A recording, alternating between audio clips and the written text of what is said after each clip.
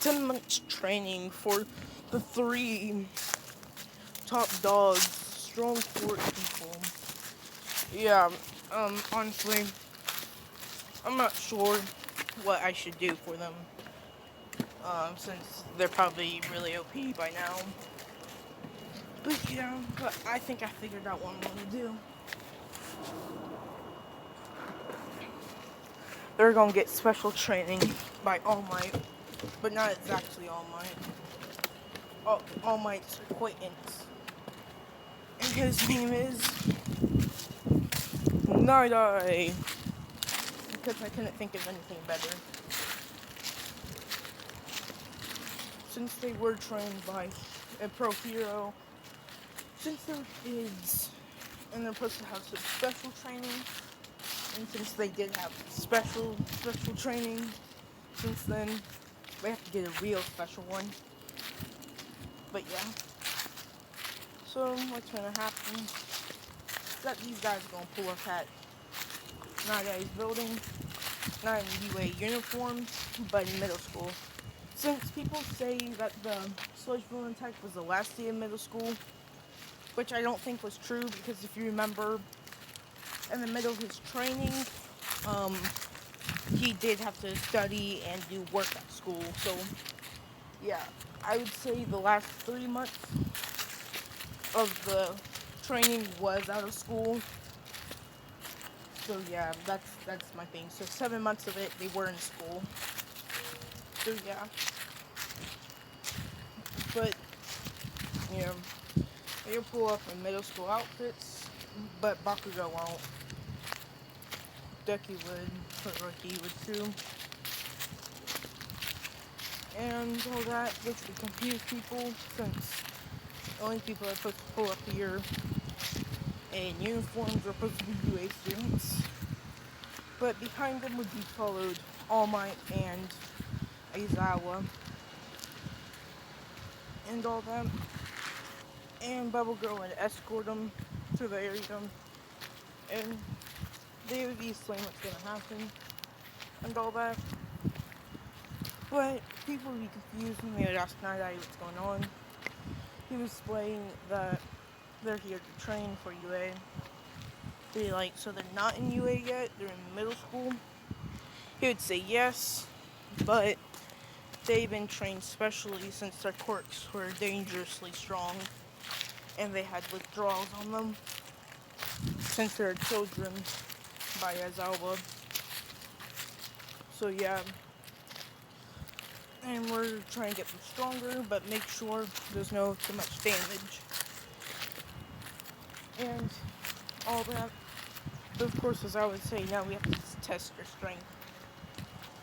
Pulling up into, I would say, a basement, sort of, by a gigantic basement with a training field for half of it, a sort of testing your strength against metal, I would say, and a target range for them, I guess.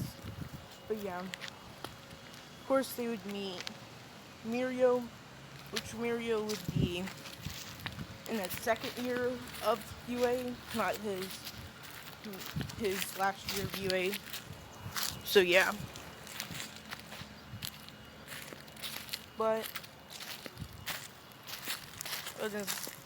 they would pull up there. He'd say hi to them and all that.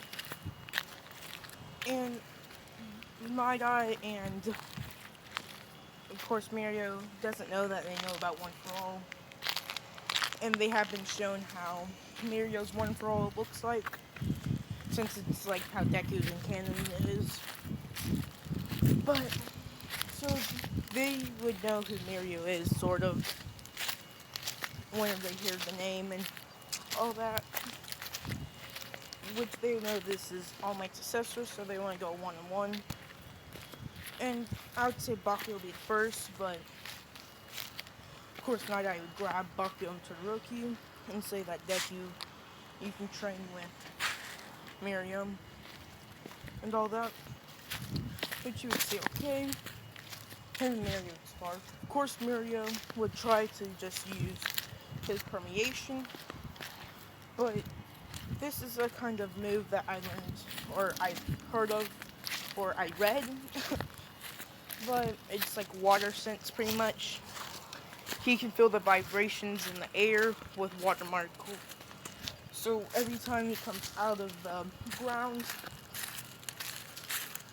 you would notice him, which Mario would get the first time that this happens. And Mario would be smacked in the face with a backhand, which would be quite strong since, it's like Aizawa backhanding you. Aizawa is pretty strong for not having a strength quirk. So yeah. But Mario will know that he can sense him or figure out where he is. So he says his best bet is to go really fast across walls to confuse him, which he would do this again, but whenever he gets close to Deku again, he would be smacked twice. One would Deku turn around, punch him in the stomach, and this is where he would smack with water from above him, which this would be Deku's Fang. Pretty much, it's a move where Deku uppercuts somebody and smashes them with water below them, which would make his fist go into them even more, which would do more damage, of course. And Mario does have his suit on, so he's in hero form, so his clothes are not coming off. But yeah. But Mario would continuously try to do this with in-game take it down and all that. Of course, eventually he would turn on one fall, which Night-Eye would see with Baku and Todoroki are completing his whole stamp training, you can call it. And they would see that Mario would turn on one fall. But of course, this would surprise him since he didn't think Mario would have to use it against the middle schoolers. But his time lapse of being in the ground and how far he goes would increase, and how fast he would get launched out, and how long he can do it, and his strength in general, and his speed. So he would get out going into a splash, which I'd say he would actually land a hit on Deku, but with Deku's amazing reflexes, he would shift his head a little more, which would look like Mario landed a good face punch, which we think was a little too much. But of course, he'd be grabbed by the neck and twisted and thrown to the ground, smashing him into it. With Deku showing that he dodged it sort of, but Mario thinks he got a clean hit on it. So this would psych out Mario, since he thinks that Deku can withstand one for all punches. But truthfully, he just slightly turned his head to cancel all the damage. So right now, he's thinking that he's just extremely strong. He'll bump it up to 15%, and Deku would do the same thing, with him twisting his body at the same time. And this time, Deku would show off his water quirk on his fist. But you would punch Mario with it, which would cause a huge splash, which would send a shockwave through Mario. And this is whenever Deku would tell Mario, why don't you use your permeation quirk instead of only using it to go faster whenever you're trying to punch me. Which Mario thinks he pretty much gets his head back from this instead of getting freaked out and off his game. Which he would do this next time Deku tries to punch him. And he would do that whole finger poking thing. But of course, Deku wasn't really fazed by this since Deku would have, he pretty much created an ice barrier across his face, where it would stop, and he would look where Mirio's gonna punch him because he can sense it, and he would swipe his hand down, which he would hit him with is an ice arm. And but Deku would say, even if you only permeate part of your body, I can sense it. And if you don't permeate one of your bodies, I know which ones you're actually trying to attack me with. So there's no reason for me to worry, since I know which arm you're trying to permeate and not to permeate. Deku covering his arms in ice, all the way up to his shoulders. What Deku does with this is, since he can increase the speed of his ice whenever he uses it, like he can shoot ice pillars and all that, this would increase his punching speed and pretty much strength and how much it hurts. So right now, Deku would just be... Deku has barely moved, I would say, a foot. Like, he's probably moved 2 foot, that's about it, from where he first stand at. Of course, Mirio looked into it pretty strong, bumping it up to 35%, saying this is it, with Deku saying that his body would buff up a little bit, like his muscles would pop out. Charging forward, permeate from the ground, and would swing up at full capacity upwards, which would be faster than 35% one for all. And it too.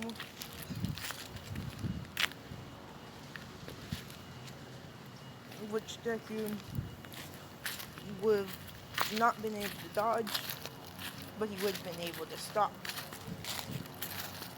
With Mirio getting trapped in ice before he can hit Deku. Deku knew that was his max capacity by how his muscles looked, or almost his max, as like his full power and all that. And why I say this, Mirio uses this much normally, but since Mirio is used to using his quirks in the most weirdest ways, like the most struggling way, how he holds his breath and all that, I would say that he doesn't know, but he's pushing his body further than he's supposed to by 5%. So yeah, since he's used to using his quirk and straining his body with his quirk, but he doesn't notice him straining his body with one for all. But yeah, but he would be stuck in ice, which he would try to break out of, and he would start crushing it. But Deku would show off his boiling ability, and he would shoot out a whip across Mirio's neck, and it would burn him. With Deku saying that, oh my god, sorry about the planes. But it wasn't a good matchup, since it seems whenever you use your permeation quirk, it's more for surprises. Like, nobody knows whenever you're permeated or not. But since I have the ability to sense stuff around me with water and ice if I want to form it, so if that was anybody else who could have not sensed when you're permeated or not, you surely would have beat them without using one for all and all that. Even if they could dodge you using 5%, any percentage of it would assure your victory. So yeah.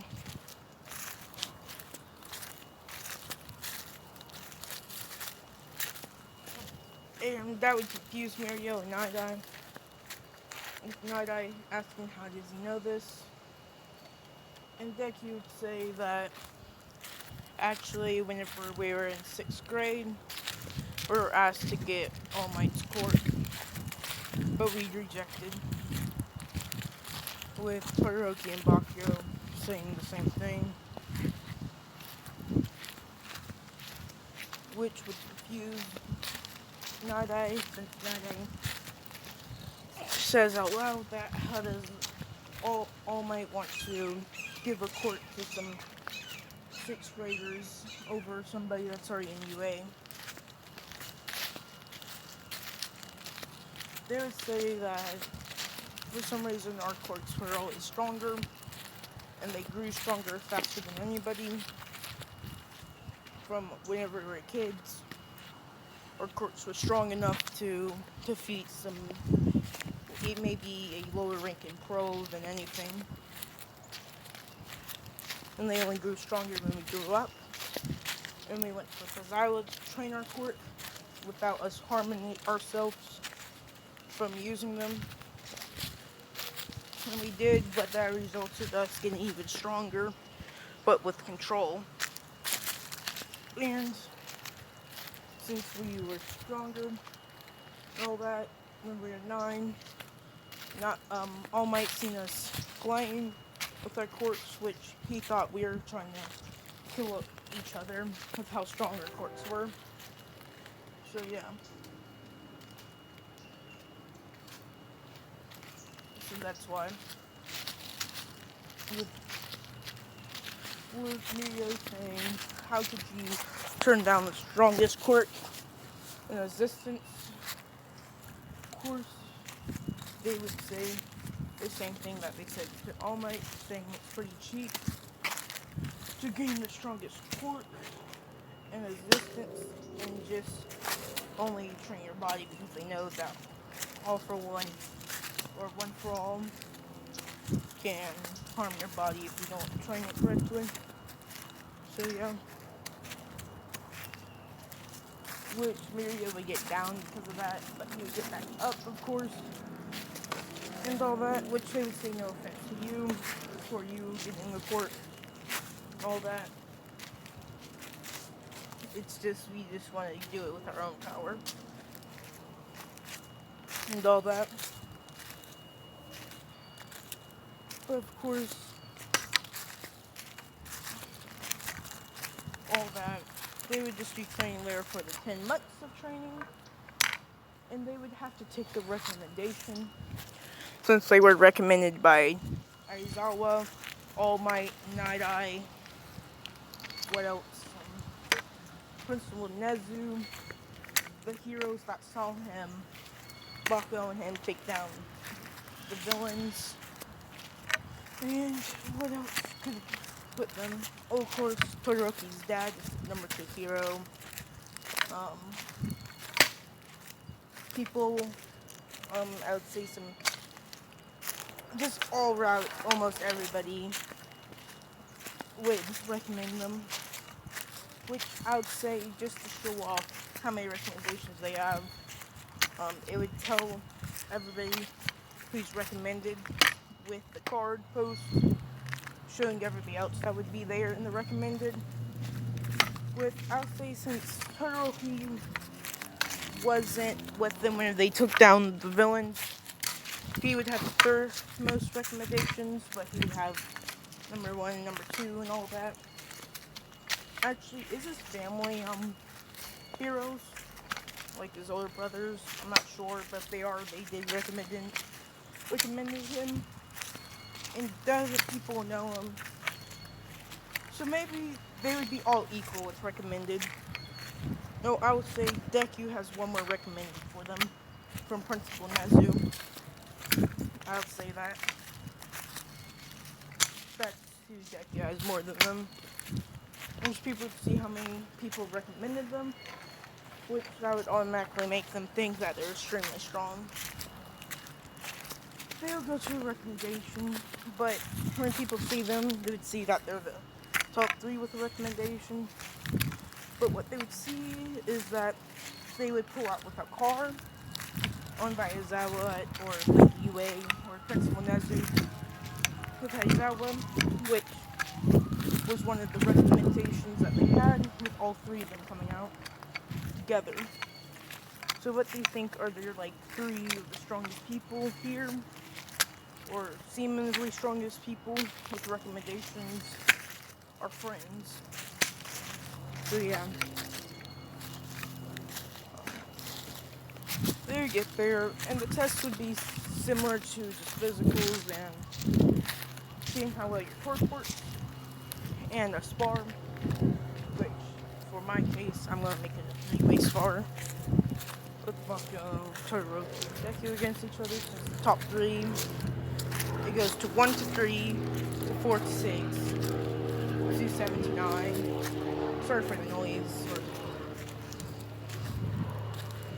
7 to 9, 10 to 12, and so forth, so on. But I don't want to go into too much details, but I would say the winner of that battle would be Deku. Since Deku took ability, he pretty much made it no way that people can withstand the breathing in there by boiling so much water around them and covering the whole area with water. That's almost like a sauna. But of course Todoroki will withstand it more, but Bakuro would lose oxygen and overheat, which that would take down him. Todoroki and Deku can ice fest, but Deku would create his ice arms again, and he would dash forward. Since Deku doesn't, he can control his ice in different ways than Todoroki, and he could take down his fire easily with his water and burn him at the same time. And he can increase the speed of his strikes by pushing forward his ice. But his final move, I would say he would have used Ice Carnival Roulette, which he would pretty much clench his fist and put it in a circle, creating a wheel, and he would spin it with one hand, and it would spin on its own really fast, and he would slam it into the ground. And what would happen, why it's called roulette, is since it's hard for him to control, so if he doesn't control it correctly, he can harm himself. It would turn into smaller wheels in one big one, which would swing around in his sort of water sauna that he created around everybody. And I would say Todoroki was shot in the chest and would knock him out. I would just say that Deku's more versatile with his abilities, and he trained way more in every subject than focusing on how powerful his moves are. Since his court has a better chance against them, since he can take down one of Todoroki's courts, and Bakugo's a mid-range to close-range fighter, and he only has one or two long-range attacks that he can stand back, and he can heat up the room to where he passes out. Todoroki can then use his ice, which would make him really weak, and he really took him down. So yeah, you guys can have different ways that they could have won, but this is one way that Deku has learned to be able to take them down, with just using crits against them that overpower their works. But yeah, this is it for this one. Goodbye.